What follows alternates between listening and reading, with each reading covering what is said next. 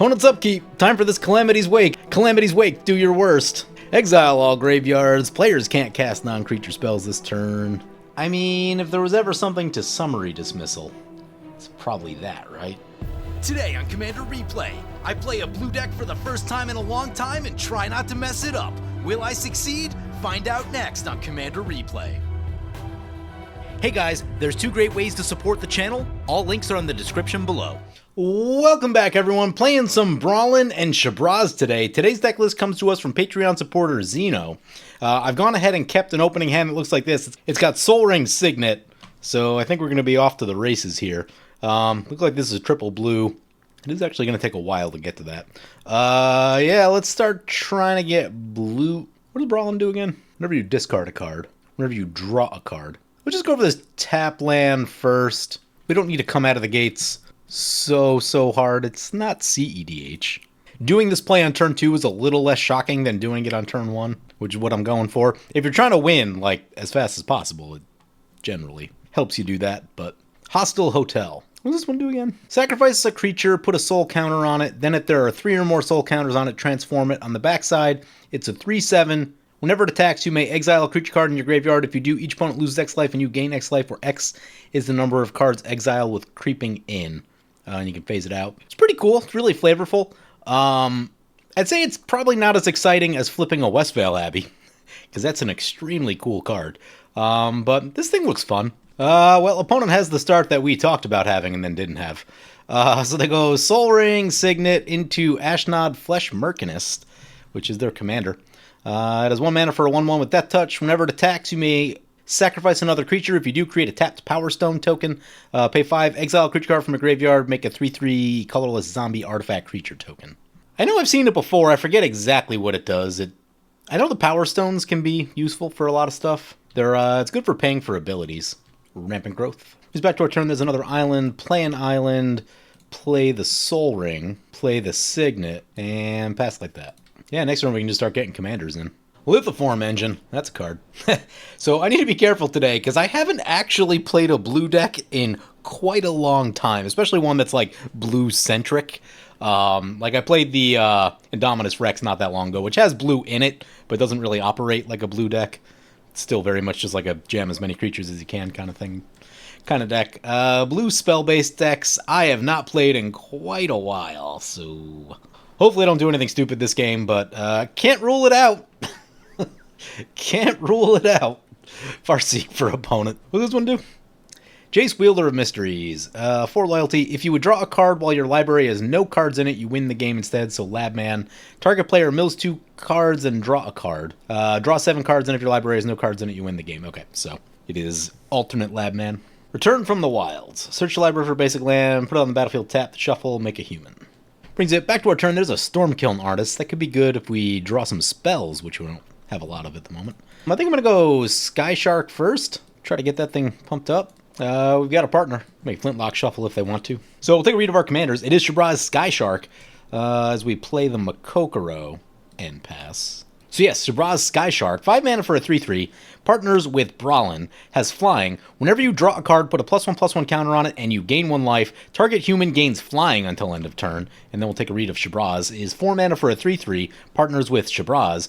Whenever you discard a card, put a +1/+1 counter on Brallin, and it deals 1 damage to each opponent, and target shark gains trample until end of turn. So they're a nasty little team. And being the colors that they're in, you do have these Labman type wins, so I think that's what we're going to be doing. I'm guessing we're going to be trying to cycle through all of our deck. We see a Psychosis Crawler right here. Niv Mizzet is a real strong one. Kozilek at the top, maybe unnecessary, not entirely sure.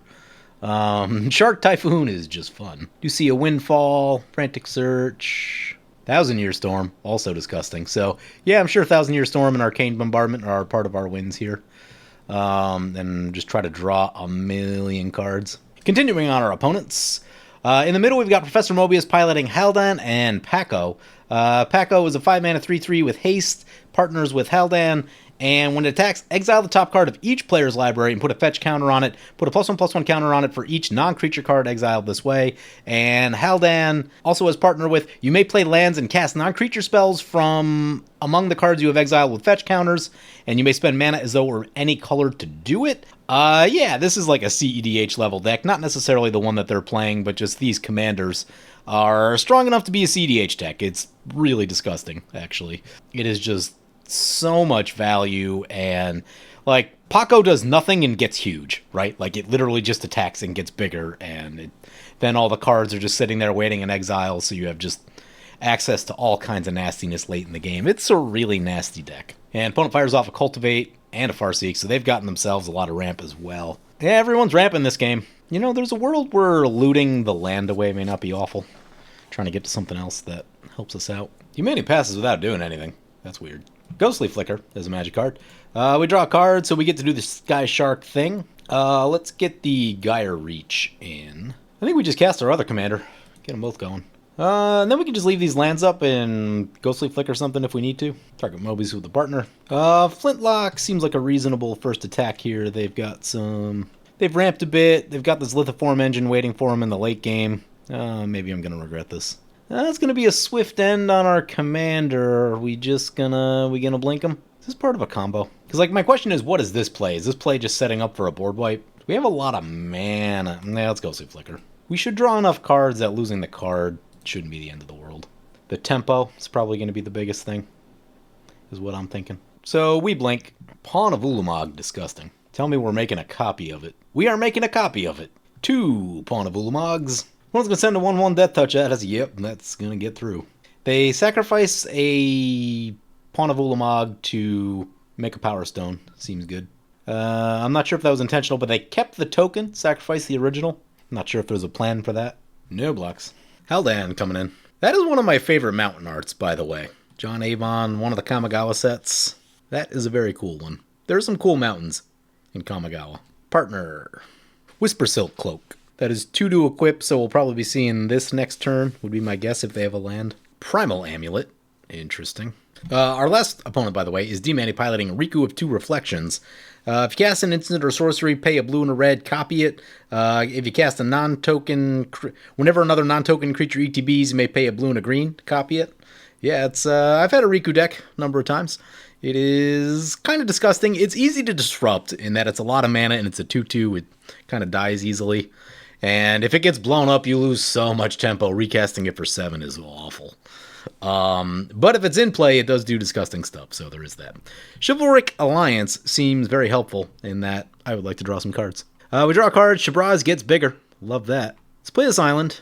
What does it just say? Attack. Whenever you attack with 2 or more creatures, draw a card. Okay. Let's get the Chivalric Alliance. I think we can also get the Jace. Though it might be hard to keep the Jace alive if the thing's unblockable. Yeah, okay, that's worth thinking about. Okay, let's change our mana. Tapping then. Yeah, I might be holding off on the Jace. Cast the Chivalric Alliance. This has been a huge pickup for white, because you can put this in almost any attacking deck. You can also discard a card to make a 2/2 white and blue night creature token. That's less relevant, although maybe a little relevant with this deck, just because of Brallin. But yeah, whenever you attack with 2 or more creatures, draw a card is good stuff. Yeah, let's go to combat. Try this attack again. Send one over to Mobius. We draw a card. Love that. No blockers, which I don't love, but I guess there isn't... yeah, there's not tons of power out here, although there will be. Except it'll be unblockable power, so I guess we can't block it anyway. Pirate's Pillage. Draw 2 cards and create 2 treasures, discard a card. Yeah, maybe we'll do that. Although maybe we should get the Storm Kiln first. 2 target creatures each get 2/0 and trample. So, oh, he's trying to get a counter on Primal Amulet. I see what he's doing. That is interesting, though. It's going to speed up that commander damage a little bit. The thing with that kind of play, because this damages everyone with the discard, any little bit of damage adds up quickly when you have any of the does damage to each opponent effects. Do we discard the mountain in hopes that... yes, we'll just go ahead and do it. Discard the mountain. So we'll ping everyone for 1, get some new cards to look at. Brass's Bounty is very powerful. Calamity's Wake is also an interesting card. One that I need to run a little bit more than I do. Exile all graveyards. Players can't cast non-creature spells this turn. Exile Calamity's Wake. Yeah. I think we'll just pass like that. I'm still a little nervous that D-Man is holding a board wipe, because I'm not sure if he just F6 to turn, and because like normally he had 5 mana. You'd expect Riku to come down right there, and he didn't. So I wonder if he's like slow rolling something. Opponent's going to crack their Commander's Fear, yeah. Lithiform Engine. Copy that effect, draw twice. Man. Early game Lithiform Engine with lots of mana? Seems good. Sanitarium Skeleton, yep. Sacrifice fodder. Sacrifices the skeleton, which triggers the Pawn of Ulamog to put a counter on the hostile hotel. Oh, I think I said it wrong. Hostile. Yep. Play on words. Ha! Nice. Cool art. Look at that art. Who did that? Oh, I can't read that. That is way too small. Yeah, love the art. Looks amazing. All about it. Return the Sanitarium Skeleton. Oh, notably, we can exile graveyards at some point. See if it's worth it on that Sanitarium Skeleton. I mean, maybe it will be at some point, but ideally I'd probably like to get like a little more value for that first. How did this end up in the graveyard? Oh, because it fizzled? Probably because it fizzled. Ha! That worked out. Love that. Yeah, opponent's going to poke us for 1. Seems fine. Here comes Pako. Don't have the mana for the Whisper Silk Cloak, though. That's cool. Yeah, this is one that I really do want to start running more, because I've been telling myself I need to run Silence more also. And it's not quite Silence, but, you know, depending on what you're facing, against a green decks do run a lot of creatures, so this might not help you as much, but against a non-green deck, a lot of the nastier stuff tends to be non-creatures. There are nasty creatures too, but a lot of the things that, like, all removal, basically, is, you know, some sorcery, instants and sorceries that, you know, you can shut down. You could also use it, like, if you know you're going for the win. If you know someone might have it to fairies, I guess you could kind of bait it in a way. Yeah, Pako coming our way, we deserve that. We have big flying creatures. They get scary, do damage. Yeah, so a thing that you could do, like, so if you don't have the win visibly on board yet, you could play the Calamity's Wake at the start of the turn. It says players, so it does impact you also. So you could play this early, and then force opponent to decide whether they're going to get Teferi's Protection, and then drop down, like, Aurelia or something disgusting like that, that basically they would lose the chance to cast it, so. Oh, what got exiled? Idyllic Tutor. Yeah, I wanted that one. Blackblade Reforged. That's disgusting. Oh, God. Blackblade with, and an Erebos? Man, those are some hits. Yeah, Blackblade with the Unblockable is a real problem. D-Man sitting on that board wipe. Twinferno. Whenever you cast your next instant or sorcery spell, copy it. Okay. Primal Amulet. I'm going to draw with the Makokoro here. I just want to F6. This game is going really slowly. So we'll trade a treasure for a card. It's a land. Also get more counters and gain a life. Clath's Will. X damage to each creature without flying. Our sharks got flying. Can we give this? Turn off auto yields. Turn off auto yields. We can give Brallin flying. That seems like it might be good. Let's give our human flying. Use our last treasure. Ooh, opponent's gonna daze one of them, which will keep their stuff alive. Though I was looking forward to some of their stuff going down there. So really, Flintlock's the only one that's going to get hit by this board wipe, and that's a bad feeling. When a board wipe goes sideways like that, it's terrible if you're Flintlock. And, you know, like, honestly, I want Mobius' stuff to go down too, right? Because they've got some scary things over there. Pawn of Ulamog, Primal Amulet, all triggering. Brings it back to our turn. Practical Research, draw 4 cards and discard 2, unless you discard an instant or sorcery card. That seems helpful. Brass's Bounty is a weird card. Without, like, a spell doubler, I have mixed feelings about it. Yeah, we'll just start by doing this thing. What do we draw? Ooh, that's a nasty one, Niv Mizzet. Faithful Mending, huh? You gain 2 life and draw 2 cards, then discard 2 cards. Frantic Search. We'll just discard an instant or sorcery. The one with flashback seems like it makes the most sense. Sky Shark is getting pumped up. That is a 13/13. Play the Plains. That was a mountain, by the way. Let's get the Arcane Signet. Try to get our mana set up for next turn. Send this one to D-Manny. Send this one to Mobius. Draw a card. Summary Dismissal. Could be helpful. We are 1 mana short of it, though. Mobius is down to 19 with 14 Commander. They are very much in lethal range of the Sky Shark, but I think they're going to have a little go of it here when it gets back to their turn. Unfortunately, we don't really have any protection. Use the Ghostly Flicker early, we did. Could use the Calamity's Wake during Mobius's turn. So let's see, that's got 6 power. It'll get 3 more, so it'll go to 9. Plus 6 is 15? Oh, we're flirting with disaster. Yeah, that's like Commander Lethal, which means set a stop on Mobius's turn. And I think we're going to Calamity's Wake so that they can't get us with Black Blade Reforged and the Whisper Silk. Opponent's going to play a Key to the City and copy it. Seems good. Nether Trader. Love Nether Trader. Never get to run it. Never play the decks for it anymore, but it is still a really cool card. Love these type of creatures. Return the Sanitarium Skeleton.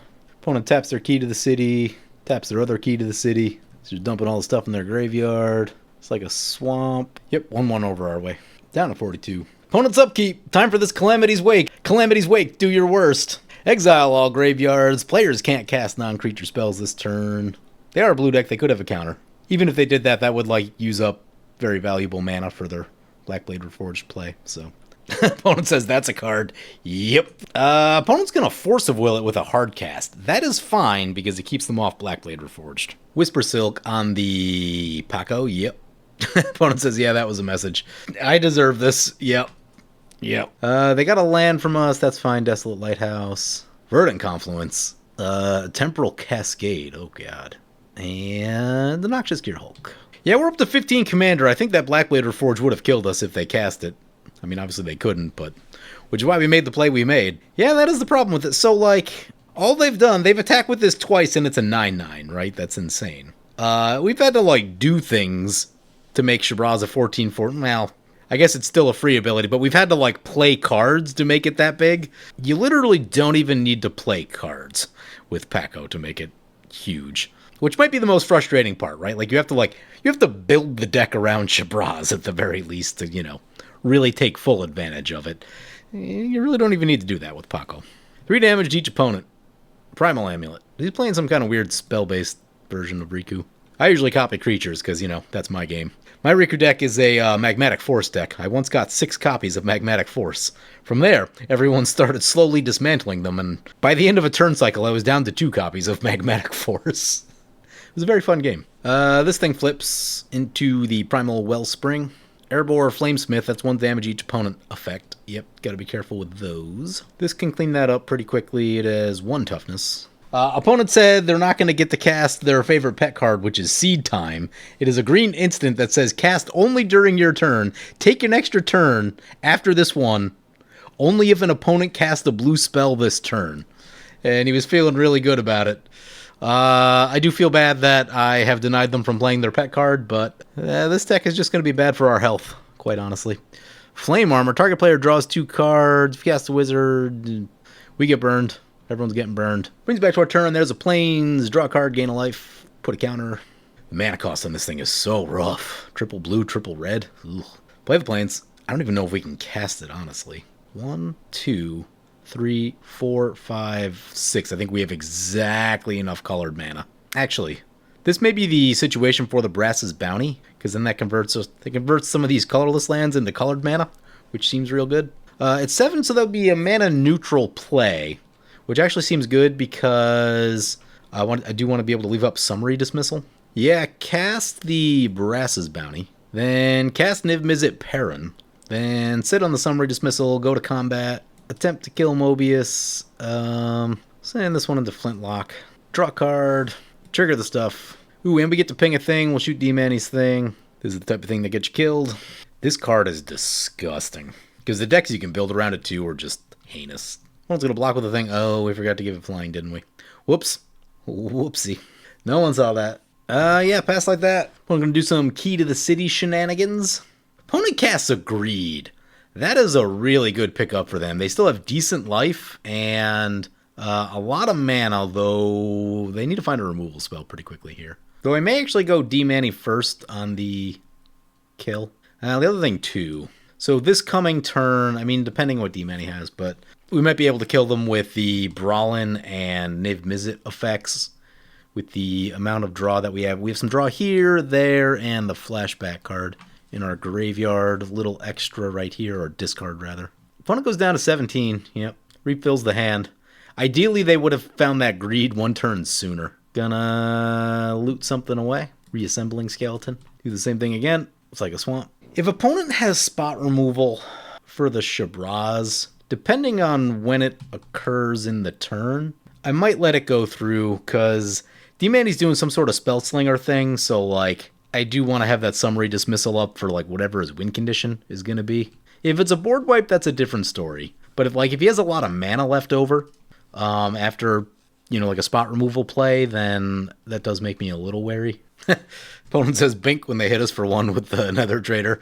Paper cuts, my only weakness. See what D-Manny's got. Saheeli's Sublime Artificer coming in. This gives things trample, right? Shark gains trample. Okay, yeah, we can give her stuff trample. Jessica's will, huh? Double Jessica's will. I mean, if there was ever something to summary dismissal, it's probably that, right? Well, player casts an instant or sorcery spell, so we get to draw a card. Drawing a card does all kinds of crazy good stuff. Pouncing Shore Shark will ping the Saheeli. Shabraz will get bigger. What's this thing do? Mutate Flash. Whenever this mutates, you may return target creature an opponent controls to its owner's hand. Could be helpful. Yeah, I think we summary dismissal this big mana play, right? Because I don't really want to find out what they're going to do with 10 mana. And then we just delete D-Manny and go about our business. Summary dismissal. God, Niv Mizzet Perrin's so disgusting. Draw another card. Do all the stuff again. Ping more things. Shark gets bigger. Summary dismissal. I don't know that I've ever cast one before, honestly. That was pretty good. Cleaning out all the spells and copies and all the nastiness. Arcane Signet, totally fine. This is up to 18. We should be able to get this to 21 one-hit range. Font of Magic. Instant and sorcery spells you cast cost 1 less to cast for each time you've cast a commander from the command zone this game. Seems good. Start pinging Flintlock's Life. Play a land. Play the font. Play Frantic Search. Niv Mizzet. There's 1,000-Year Storm. Shoot Flintlock. Whenever you cast an instant or sorcery spell, copy it for each other instant and sorcery spell you've cast this turn. Yep, seems good. We never got the Stormkiln Artist in play. Probably should have did that at some point. Frantic Search. We need to discard 2 cards. I think Shark and... I don't think we're using this Jace. I don't see this Jace happening. Untap 3 lands. Bunch of triggers going on the stack for us. Try the 1,000-Year Storm. Flashback the thing from our grave. Niv Mizzet. Get to make 1 copy. Card the Plains. I mean, we just haven't used the Stormkiln Artist at all. I know it's good, but we haven't cast it. We've been doing other stuff. We do now have lethal, by the way, so we can stop all the shenanigans here. D-Manny Scoops. Yeah, everything's taking a really long time to execute right now, so I don't blame him. MTGO is just really laggy in this moment. Wow, opponent's down to 6. Discard another thing. Discard 2 more things. Oh my god, the triggers keep coming. Threat 2. Send in these 2. Draw a card. Put them to 1. Yeah, we take it down. There was minimal removal this game. We dodged the 1 piece of spot removal at us, and D-Manny's board wipe didn't touch our stuff, which... Man, this game was just kind of disgusting. The Calamity's Wake. I felt bad for doing that to opponent. That's not like a play that I love to do. But I think it just made sense right there, so we didn't get deleted. And summary dismissal. This deck is pretty disgusting, and as I'm looking at it, there's no Cyclonic Rift in here, which obviously just makes it stronger. It's got most of the strong win condition-y stuff, like Psychosis Crawler, Niv Mizzet, Jingataxis is... Actually, this is the other one. I don't know what this one does. Arcane Bombardment, 1,000-Year, right? That stuff's all disgusting. I would venture that this thing could still even be tuned up a little bit. It looks pretty good, but it does actually seem like it's a touch light on, removal. It's got a Swords and a Path. Yeah, I do think the disgustingness of this deck could be even higher with slightly better removal. What I might look at is... I might look at some of the red board wipes, like either a Magma Quake or a Fault Line that don't hit flyers. Basically get the one-sided board wipes going. I guess it also depends on where you play this deck. If they're playing this deck against, Spellslinger decks, then other combo-esque decks, then maybe you don't need as much. Reprieve, they have a Reprieve in here. That's actually underperformed for me quite a bit. It's only really good if they're, tapping out for the play. I found it bad against spot removal, bad against a number of things. I would honestly just run a blue counterspell in this spot, Arcane Denial, personally. But yeah, that was pretty disgusting. I don't know what else to say. Hope you guys enjoyed the video. As always, feel free to comment, or subscribe. Thank you for watching.